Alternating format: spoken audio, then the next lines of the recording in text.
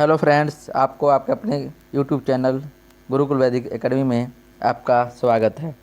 जैसा कि फ्रेंड आज 31 मई है, तो आज हम 31 मई का करंट अफेयर करेंगे, तो जो कि आपके सभी एग्ज़ाम के पॉइंट ऑफ व्यू से आपके लिए इम्पोर्टेंट है। ठीक है फ्रेंड, तो चलिए ज़्यादा देर ना करते हुए हम आज का अपना मोटिवेशनल थॉट्स देखते हैं क्या है।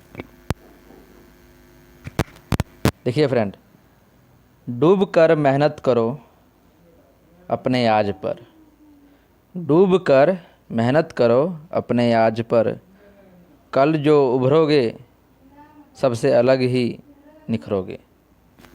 तो फ्रेंड चलिए हम अपना आज का फर्स्ट क्वेश्चन देखते हैं क्या है।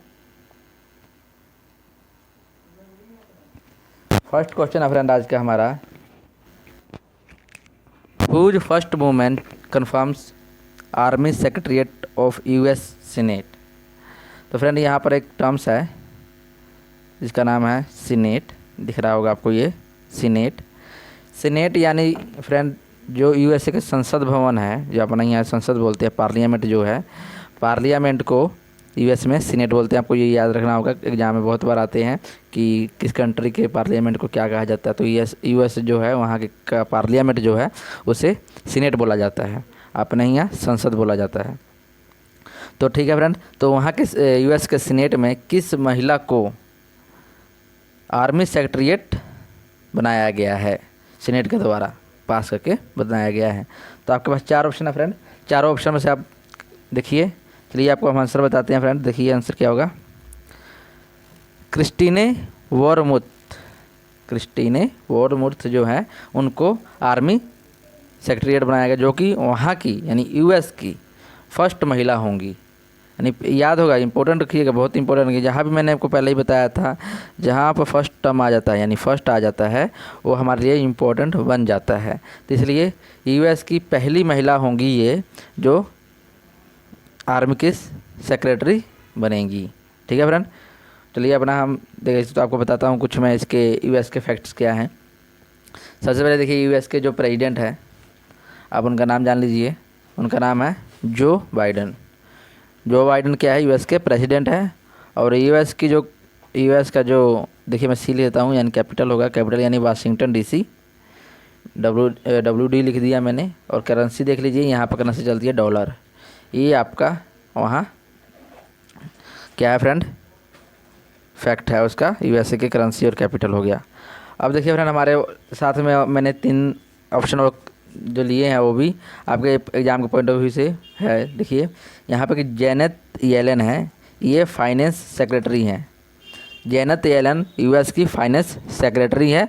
कमला हैरिस जो कि एक इंडियन ओरिजिन यानी इंडिया से इनका जो मतलब है संबंध है, इंडिया से हैं, लेकिन वहाँ पर अब वहाँ के सिटीजन है। और ये क्या है, कमला हैरिस वाइस प्रेसिडेंट है यूएस की। और एंटोनी ब्लिंकन जो है फ्रेंड, ये है होम सेक्रेटरी हैं। देखिए तो आपको एक क्वेश्चन से हमें आपको 4-5 यानी देखिए करेंसी भी हो गया सीनेट के बारे 6-7, आपका एक प्रश्न से हमने 7 क्वेश्चन आपको करा दिए, 7 आंसर बता दिए जो आपके एग्जाम के पॉइंट ऑफ व्यू से है। जेनेट येलन फाइनेंस सेक्रेटरी, कमला हैरिस जो है वाइस प्रेसिडेंट है, एंटोनी ब्लिंकन होम सेक्रेटरी हैं, और जो ये हैं क्या नाम है इनका, क्रिस्टीने वोरमुथ, जो कि हमारे क्वेश्चन में है, ये हुई आर्मी सेक्रेटरी बनी है फ्रेंड, सॉरी सेक्रेटरी बनी है। तो चलिए अपना हम देर ना करते हुए नेक्स्ट देखते हैं क्या है।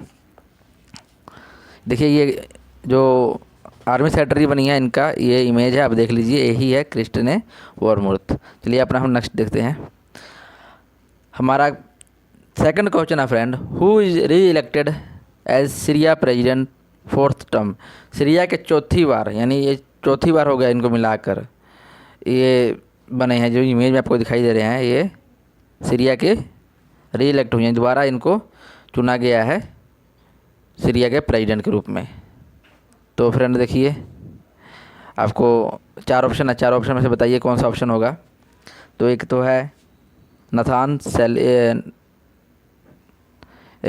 सली, हसन रूहानी और अशरफ गानी। तो फ्रेंड जो ये ऑप्शन ये गलत, ये जो यहाँ पर मैं आपको बाद में बताऊँगा, चलिए उसको। तो ये हमारा आंसर होगा यहाँ पर फ्रेंड। तो देखिए क्या है, बशार अल असद, ये सीरिया के प्रेसिडेंट नियुक्त हुए हैं चौथी बार। एक्चुअल में फ्रेंड ये क्या हुआ कि ये जो थे, देखिए यहाँ पर सीरिया में तो पहली बात है कि जो टर्म होता है, जो भी इलेक्शन होगा, इलेक्शन होने के बाद 7 साल तक कोई भी प्रेसिडेंट चुना जाता है, 7 साल का उसका टर्म होता है, यानी 7 साल वहाँ पर वो अपना राष्ट्रपति पद पर रहेगा। ठीक है, उसके बाद 7 साल के बाद इलेक्शन होता है। आप सीधी सी भाषा में है, आसान भाषा में समझिए। दूसरा फ्रेंड देखिए, ये 2000 में यानी जुलाई 2000 में फर्स्ट बार नियुक्त हुए थे। उसके बाद लगातार जुलाई 2000 में फर्स्ट बार नियुक्त हुए, उसके बाद लगातार अभी तक चौथी बार इसको मिला के चौथी बार जीते हैं। ठीक है फ्रेंड। और फ्रेंड ये देखिए, जो बहुत से बड़ी बड़ी कंट्री हैं जो इन्होंने कहा है सीरिया में जो इलेक्शन हुआ है वो फेयर नहीं है। जैसे मैं आपको बताता हूँ, यूएस हो गया, US, Britain, France and Germany और इटली, ये इन्होंने कहा इस इलेक्शन को लेकर, यानी सीरिया में जो इलेक्शन हुआ है उसको लेकर कि neither free nor fair election, यानी वहाँ पर ना सच्चाई से ना ही, मतलब कह सकते हैं कि मतलब जो इलेक्शन हुआ है एकदम स्पष्ट और सच्चाई से नहीं हुआ है, इसलिए neither free nor fair election हुआ है वहाँ पर, ये मतलब नहीं हुआ है। ठीक है फ्रेंड। और हमारे पास जो ऑप्शन आपके बताता हूँ, देखिए ये जो लिखा है,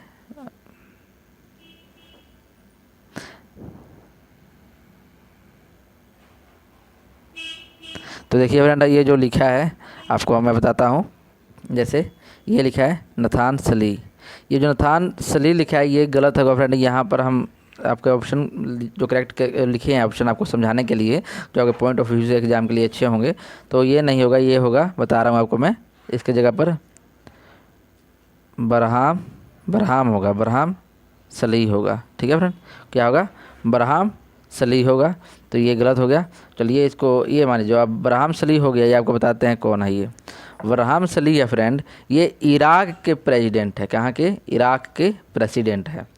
ठीक है, तो आपके पास टर्म क्या आ गया, इराक आ गया, तो समझ लीजिए इराक के, तो यहाँ पर बरहाम होगा, इनकी जगह पर बरहाम लिखता हूँ मैं इसे, बरहाम सली। ये इराक के प्रेसिडेंट है। हसन रूहानी ये ईरान के हैं, ईरान के प्रेसिडेंट है। हसन रूहानी जो है ईरान के प्रेसिडेंट है। और अशरफ गानी जो है फ्रेंड ये अफ़गानिस्तान के प्राइम मिनिस्टर हैं। यहाँ पर प्राइम मिनिस्टर होता है, यहाँ पर प्रेसिडेंट होता है। ऊपर वाले 3 में प्रेसिडेंट और चौथे जो अफ़गानिस्तान है यहाँ प्राइम मिनिस्टर होता है। तो फ्रेंड आप यहाँ इन 4 कंट्रियाँ होगी आपके पास, चारों कंट्रियाँ के मैं आपको बताता हूँ। इराक का देखिए कैपिटल होगा बगदाद, इराक का कैपिटल होगा बगदाद। और यहाँ पर जो करेंसी चलेगा फ्रेंड वो चलता है आपका दिनार। क्या चलता है फ्रेंड, दिनार चलता है। ईरान में देखिए ईरान का कैपिटल जो है फ्रेंड तेहरान है, ईरान तेहरान, और यहाँ रियाल चलता है, ईरानी रियाल चलता है। और अफ़गानिस्तान का देखिए, मैं आपको इसका सी का भी बताऊंगा, जो हमारा सीरिया है उसका भी बताऊंगा, लेकिन अभी फ़िलहाल आप अफ़गानिस्तान का देखिए। अफ़गानिस्तान की जो करेंसी है फ्रेंड, कैपिटल है फ्रेंड वो काबुल है।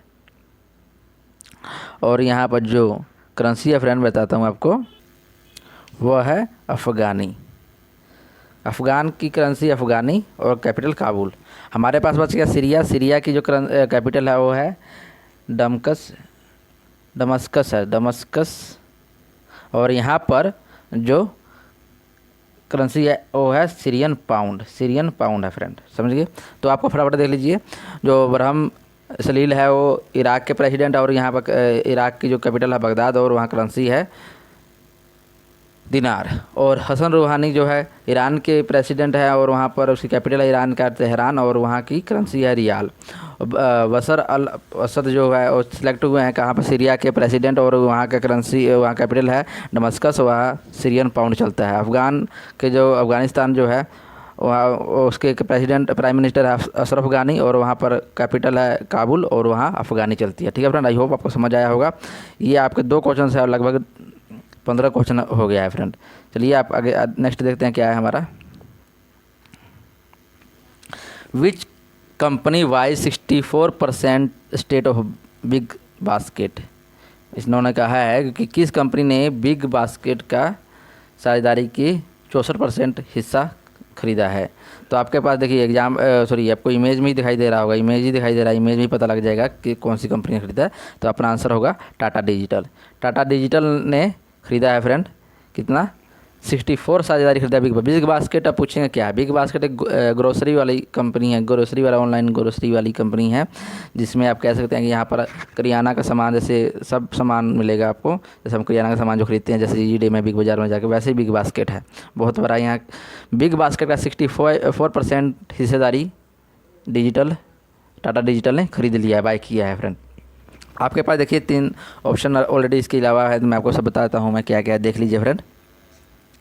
देखिए आपके पास क्या है, सबसे पहले देखिए रिलायंस, जो रिलायंस है, रिलायंस लिमिटेड। रिलायंस लिमिटेड के फाउंडर को पता होना चाहिए क्या है। रिलायंस लिमिटेड के फाउंडर है धीरू भाई अंबानी। मैं आपको फाउंडर बताऊंगा ओनली, ठीक है फ्रेंड, धीरू भाई अंबानी, ठीक है। आदित्य ग्रुप के फाउंडर है, आदित्य ग्रुप के जो फाउंडर है फ्रेंड वो है सेठ शिव नारायण बिरला। सेठ शिव नारायण बिरला आदित्य ग्रुप के फाउंडर है। इन्फोसिस के सीईओ बताऊंगा मैं, वो अभी फ़िलहाल में है सीईओ जो है इनके, वो है सलील पारेख।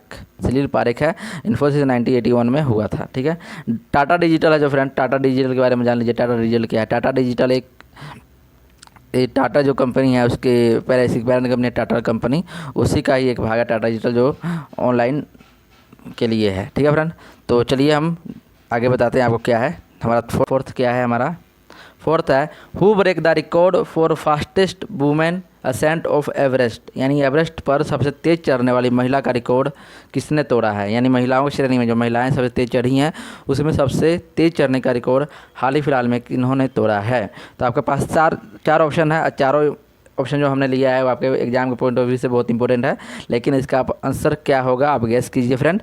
तो हमारा आंसर है तसांग इन हंग।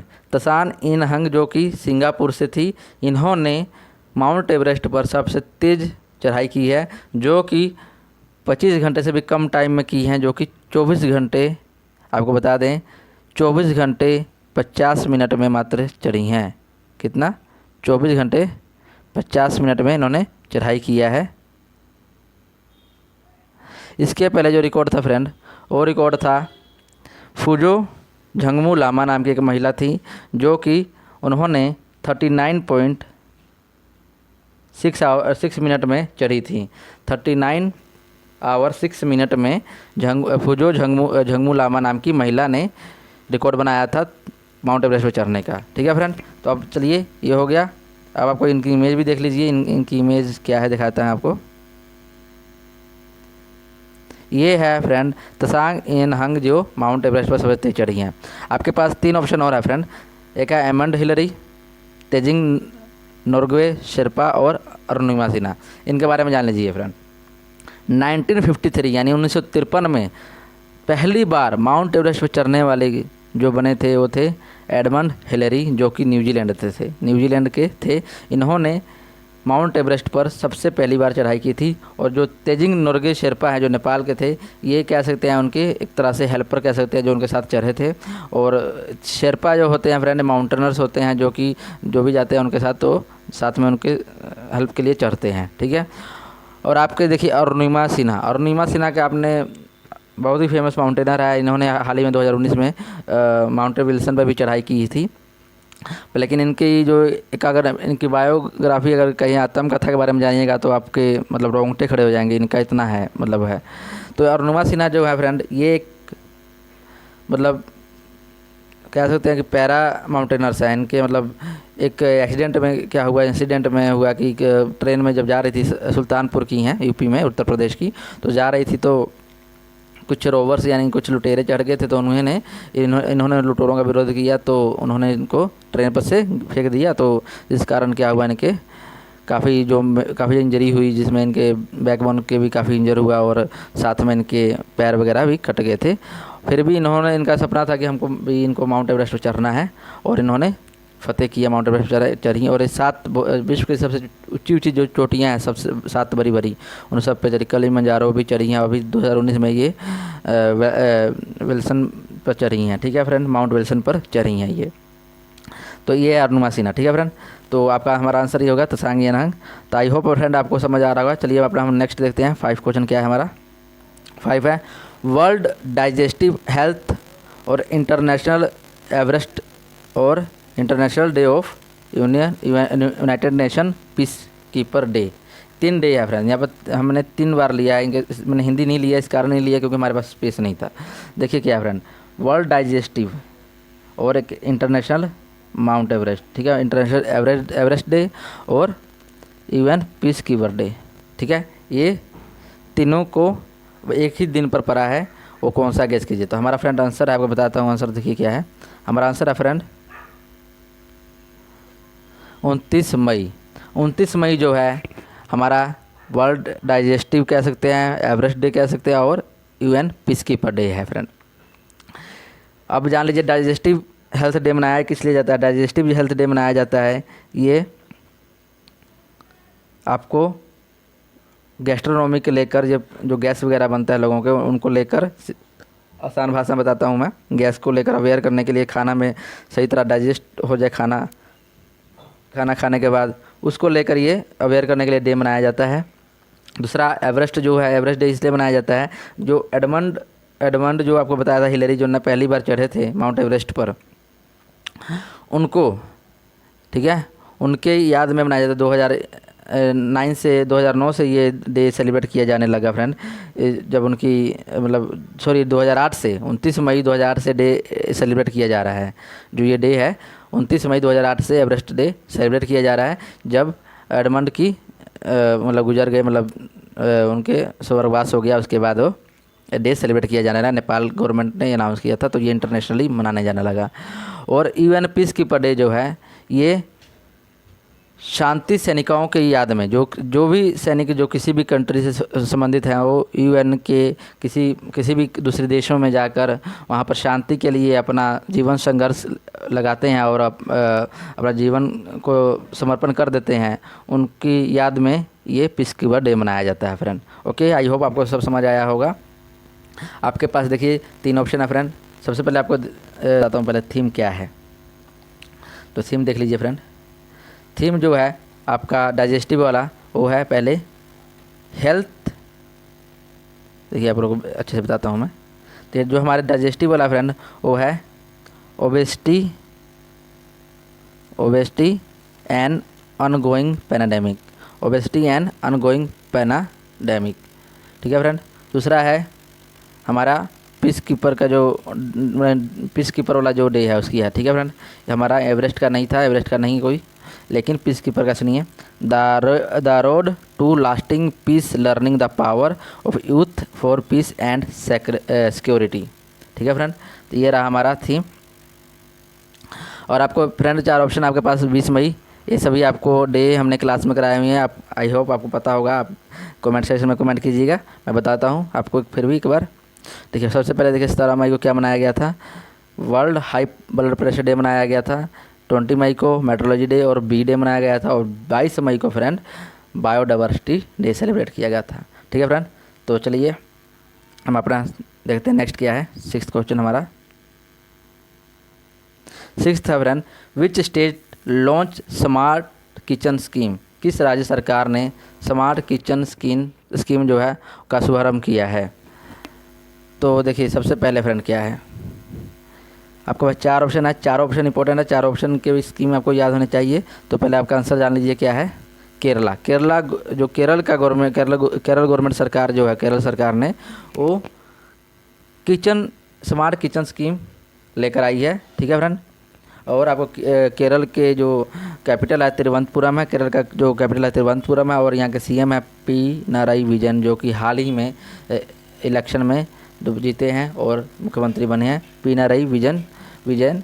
और आपके यहाँ के जो गवर्नर है उनका नाम है आरिफ मोहम्मद खान, ठीक है फ्रेंड। और कुछ फैक्ट्स जो है अभी जान लीजिए, आपको जानना ज़रूरी है फ्रेंड। नेशनल पार्क जैसे का पता है कि हमारे स्टेट में नेशनल पार्क करता है, देखिए इसका नेशनल पार्क है अन्नामुडी शोला नेशनल पार्क। देखिए Anamudi Shola national park, Eravikulam national park, Mathikettan Shola national park, Periyar national park, Pambadum national park, Silent Valley national park. आप एक चीज़ नोट किए होंगे फ्रेंड, इसमें 2 नेशनल पार्क ऐसे हैं जिसमें शोला आ रहा है, यानी अन्नामुडी शोला नेशनल पार्क और मथी केतन शोला नेशनल पार्क। आप इस शोला से भी इसको याद कर सकते हैं, जहाँ शोला गिरेगा वो केरल होगा, यानी अन्नामुडी शोला नेशनल पार्क जो होगा शोला गिरा केरल। यहाँ के एग्जाम में आ गया अन्नामुडी 16, यानी 16 गिर गया तो केरल आपका आंसर हो गया। ठीक है, बाकी आपको साइलेंट वैली, पम्बनडम और इराविकुलम जो आप बार बार याद करिएगा, बार बार पढ़िएगा तो आपको ऑटोमेटिकली याद हो जाएगा फ्रेंड। आपके पास ऑप्शन आया वेस्ट बंगाल। वेस्ट बंगाल ने बताइए, कल ही परसों की क्लास में शायद हमने कराया भी था कि इन्होंने एक स्कीम ये भी अपने गवर्नमेंट के लिए लेके आई है, तो बताइए क्या है। तो चलिए आपको हम बताते हैं, दुआरे राशन योजना। दुआरे राशन योजना वेस्ट बंगाल की एक पहल है। मध्य प्रदेश की भी मैंने बताया था वन धन योजना,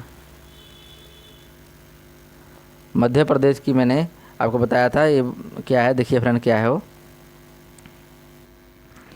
तो देखिए मध्य प्रदेश की हमारी थी फ्रेंड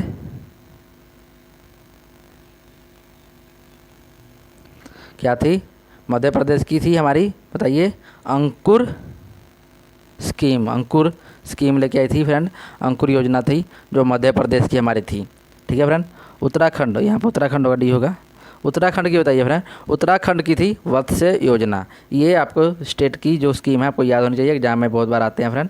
चलिए हम नेक्स्ट देखते हैं, हमारा नेक्स्ट क्या है। देखिए नेक्स्ट है, which portal launch by defence minister Rajnath Singh. Rajnath Singh के द्वारा कौन सा पोर्टल लॉन्च किया गया है, तो वो है फ्रेंड, देखिए आंसर हमारा सेहत ओपीडी। सेहत ओपीडी जो है आपको बताते हैं, सेहत ओपीडी जो ये राजनाथ सिंह जो डिफेंस मिनिस्टर हैं उनके द्वारा ये लॉन्च किया गया। इसमें क्या होगा कि जितने भी हमारे आर्म्ड फोर्सेस, आर्मी से या सेना, सैनिक बल, जितने भी हमारे सैनिक बल हैं, सेना बल हैं, उनके लिए ये सेहत ओपीडी योजना है। इसमें क्या होगा कि उनकी ये टेली मेडिसिन सुविधा दी जाएगी कि मतलब एक फ़ोन पर आपको जितने भी मेडिकल सुविधाएं होंगी वो उनकी फैमिली, उनके जो हमारे आर्म्ड फोर्सेस हैं, जो सुरक्षा बल हैं, उनको फैमिली को जो है मेडिसिन सुविधा प्रदान की जाएगी। मेडिकल सुविधा एक फ़ोन पर प्रदान की जाएगी। ये हमारे जो डिफेंस मिनिस्टर राजनाथ सिंह ने लिया है। ठीक है फ्रेंड। आपके पास 3 ऑप्शन है, 3 ऑप्शन आप पहले आपको बताते हैं हमें सेहत की फुल फॉर्म क्या है, देख लीजिए। सेहत की फुल फॉर्म है friend service e health assistance and teleconsultation. Service e health assistance and teleconsultation. इसके और जो डिफेंस मिनिस्टर हमारे राजनाथ सिंह हैं, जो कि इनकी लखनऊ कॉन्स्टिट्यूंसी यानी लखनऊ से निर्वाचित हुए हैं, जहाँ से वो जीते हैं वो हमारे लखनऊ से हैं। ठीक है फ्रेंड। तो चलिए हमारा जो है mission oxygen self reliance scheme, इसके बारे में आप बताइए। ये महाराष्ट्र की स्कीम थी जो कि महाराष्ट्र द्वारा लॉन्च की गई थी, आपको मैंने बताया भी था। अमृत वाहिनी, अमृत वाहिनी आपको पता होना चाहिए झारखंड की स्कीम है। और वत्स्य योजना अभी फिलहाल मैंने अभी प्रीवियस क्वेश्चन में बताया था, ये उत्तराखंड की स्कीम है फ्रेंड। तो चलिए हम अपना 8 क्वेश्चन देखते हैं। हमारा 8 क्या है, 8 है, किन भारतीय शांति सैनिकों को यूएनओ ने प्रतिष्ठित पदक से सम्मानित किया है।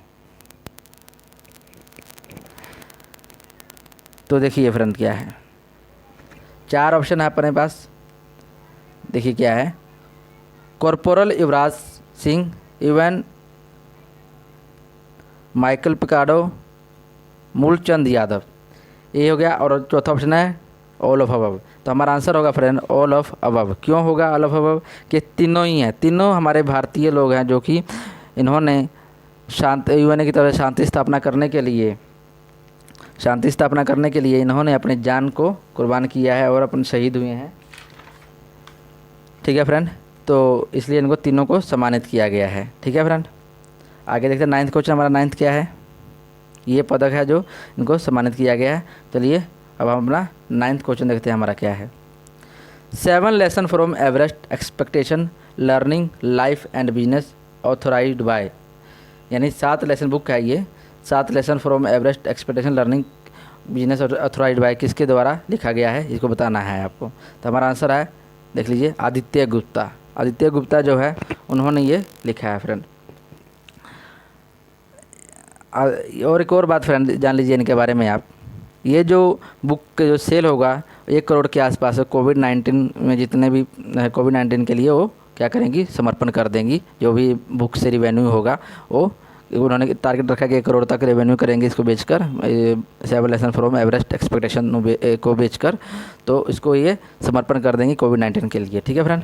नीना गुप्ता के बारे में आपको बता दें, नीना गुप्ता की जो बुक्स थी आपको पता है, इनकी बायोग्राफी, सच कहूँ तो मनमोहन सिंह थे, डॉक्टर मनमोहन सिंह, उनको भी आपको पता ही होगा, इनकी एक बायोग्राफी है जिनके ऊपर एक मूवी बनी थी, नाम है एन एक्सीडेंटल प्राइम मिनिस्टर। ठीक है फ्रेंड, तो चलिए अब हम शिव शंकर के बारे में, शिव शंकर के मेनन का जो हमारा करंट अफेयर में भी आ चुका है, बताइए उसकी बुक का कमेंट सेक्शन में आपको बताना है शिव शंकर की कौन सी बुक है जो लॉन्च हुई है हाल फिलहाल में, मैंने आपको करंट अफेयर में कराया था। चलिए फ्रेंड, हम आपको दिखाते हैं आदित्य गुप्ता हमारा जो 10th क्वेश्चन है फ्रेंड, देखिए which actor has been granted golden visa by UAE government. UAE ने किस कलाकार को गोल्डन वीज़ा प्रदान किया है? तो आपके पास 4 ऑप्शन, अक्षय कुमार, सलमान खान, संजय दत्त और शाहरुख खान। तो हमारा आंसर है फ्रेंड संजय दत्त। संजय दत्त को गोल्डन वीज़ा प्रदान किया। तो आपके मन में आएगा गोल्डन वीज़ा क्या होता है? गोल्डन वीज़ा एक यूएई सरकार की तरह से, वहाँ के मतलब जो है सरकार उसके द्वारा ये लॉन्च किया गया यूएई द्वारा गोल्डन वीज़ा। इसमें क्या होता है कि कुछ स्पेशल क्लास के जैसे मतलब बिजनेसमैन हो गए, एक्टर हो गए, कलाकार हो गए, बिजनेसमैन हो गए, और इसके अलावा और भी जैसे जिनका मतलब आना जाना होता है दुबई, और मतलब अच्छे क्लास के फैमिली जो बिलोंग करते हैं, उनके लिए ये गोल्डन वीज़ा है। इसमें क्या होता है कि वो 5 से 7 साल रेजिडेंस वहाँ पर रह सकते हैं गोल्डन वीज़ा लेकर। ठीक है फ्रेंड, तो चलिए हमारा 11वां क्वेश्चन देखिए, किस राज्य सरकार ने गार्डियन मंत्रालय का ऐलान किया है? तो गार्डियन मंत्रालय का बताना है आपको। तो देखिए अपने पास कितने ऑप्शन है? 4, बिहार, झारखंड और कर्नाटक और असम। तो हमारा आंसर बनता है फ्रेंड यहाँ पर असम। असम है। असम के फैक्ट्स देख लीजिए क्या है? National park Kaziranga national park, Dibru Saikhowa national park, Dihing Patkai national park. ये नेशनल पार्क जो है असम के हैं फ्रेंड। ठीक है, असम के पता है आपको सर्वोना, जो असम का भी सीएम बने हैं, उनका नाम पता है क्या है? बताइए, आप कमेंट सेक्शन में बताना है आपको, मैंने क्लास में करवाया हुआ है। ठीक है फ्रेंड, तो आई होप फ्रेंड आपको क्लास समझ आया होगा। दो क्वेश्चन मैंने आपसे पूछा है, एक तो असम के सीएम को नाम बताना है, और एक आपको शंकर मेनन की कौन सी किताब है जो लॉन्च की गई थी अभी हाल फिलहाल में, मैंने आपको क्लास में कराया हुआ है, आप कमेंट सेक्शन में बताएंगे। ठीक है फ्रेंड, तो बहुत ही अच्छा सेशन, थैंक्स फ्रेंड।